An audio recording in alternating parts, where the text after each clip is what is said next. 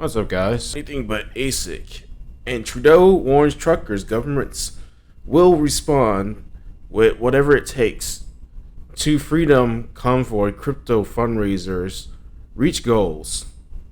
Now, the title's a little bit shaky there, but we're going to go ahead and read through the article. It's a long one. Strapping. The truckers' freedom convoy in Canada continues even after the Canadian Prime Minister Justin Trudeau has warned the truckers that the government is ready to respond with whatever it takes. Furthermore, an Ontario judge on Friday ordered protesters to end the blockade at the Ambassador's Bridge, and TD Bank gave around $1 million donated to the Freedom Convoy to the Canadian court.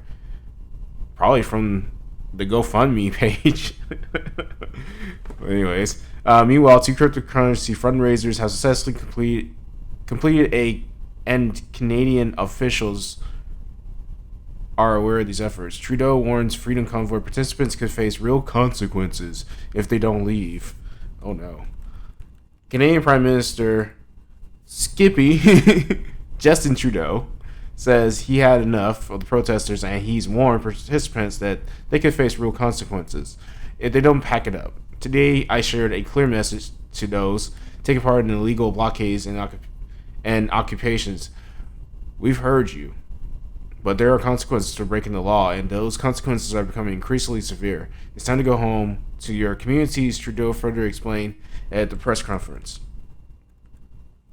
According to the reports, the Biden administration is being briefed regularly about the protests in Canada, and Trudeau tweeted that he's been in touch with the U.S. President Joe Biden. I don't see why anybody doesn't see why that's a problem, that the U.S. government would have their hands in this. But we'll just go on.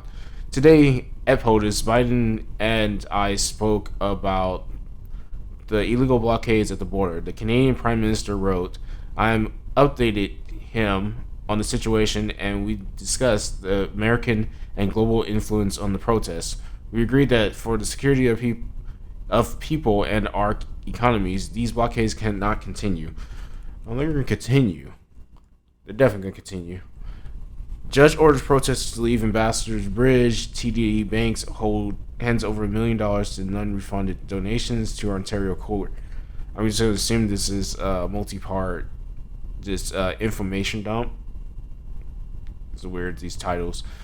4 days ago, Bitcoin.com news reported on the truckers' freedom convoy as thousands of the protesters have been occupying the streets of Ottawa protesting the vaccine mandates. The report further noted that day, protesters moved towards the Ambassador's Bridge, which is the busiest border crossing in North America. The bridge blockade just had started, and the traffic started to pile up near the bridge on I-75 and the service drive into Detroit, Michigan.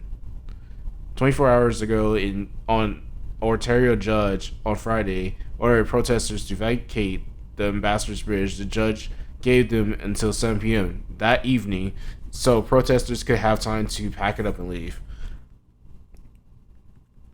However, the occupation did not end, and the Freedom Convoy participants had continued to protest during the week.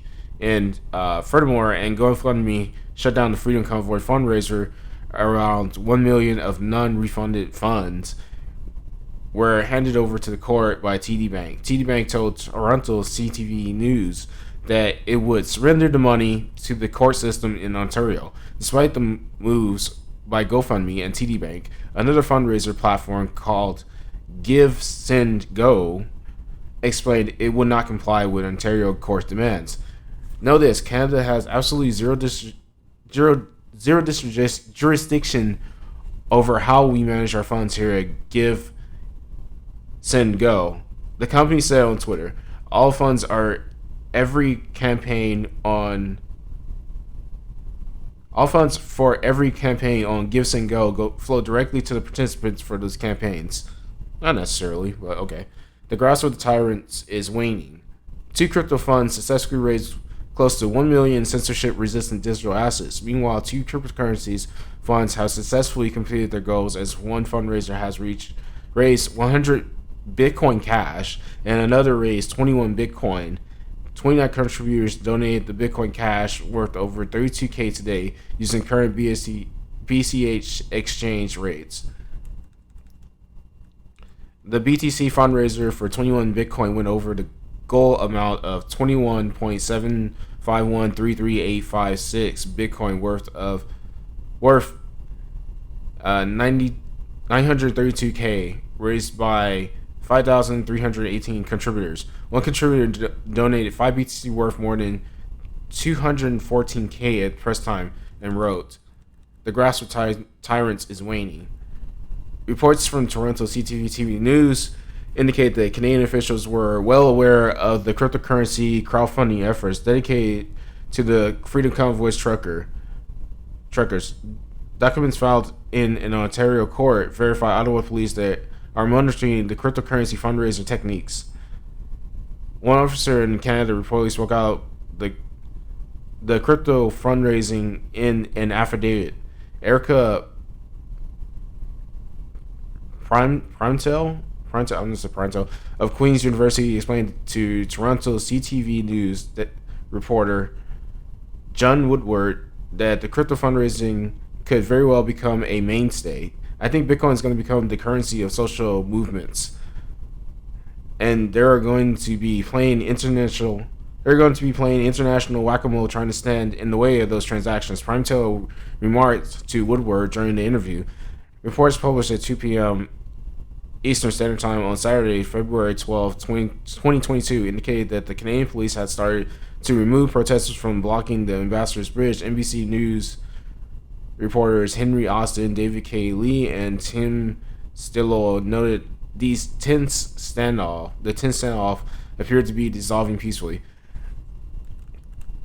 The Windsor police, its policing partners have commenced enforcement at and near the Ambassador Bridge. The police said, "We urge all demonstrators to act lawfully and peacefully. Commuters are still being asked to avoid the areas affected by the demonstrations at this time." Toronto CTV News reporter Tom Yoon explained on Saturday afternoon that members of the Ottawa convoy remained defiant. Yoon further added that police in Ottawa are expecting a surge of trucks, vehicles, and people to join approximately 400 vehicles in the downtown core on Saturday. Additionally, the Canadian government is reportedly dealing with a convoy prepping to protest in Toronto. The CTV News reporters concluded by disclosing that Freedom Convoy supporters have congregated in Montreal, New Brunswick, Emerson, Man, and Coltus, Alta as well. This article was written by Jamie Redman. I do not take any credit for writing this article at all. But this just goes to show you. Cryptocurrencies are helpful, especially in a what seemingly to be a communist dictatorship. I can only wonder what these what do you say? What did he say it was? Consequences, these dire consequences that he's going to impose on this coming down. But there you have it. One-way cryptocurrency. It can be used to, I guess, somewhat circumvent the people that say they're in your court. People like GoFundMe that say that they're not, how can I say, they're not choosing sides, or they're not funded by the government, or they don't have a bias or anything like that. And there you have it. Now, here's the fun thing. Well, here's the thing that I would like to know. At the end of these BTC and BHC transactions, were there any change back to fiat? Because if that was the case, most likely they could stop the change back to fiat. Now, if it's done in a certain way where it goes from BTC Atomic Swap into Monero, then back to BTC, it'd be hard for anyone to know whether or not these convoys were getting BTC just as a regular transaction of everyday life, or as a transaction to actually fund these protests. I would like to see that happen. It'd be interesting to see that happen and how that all goes down.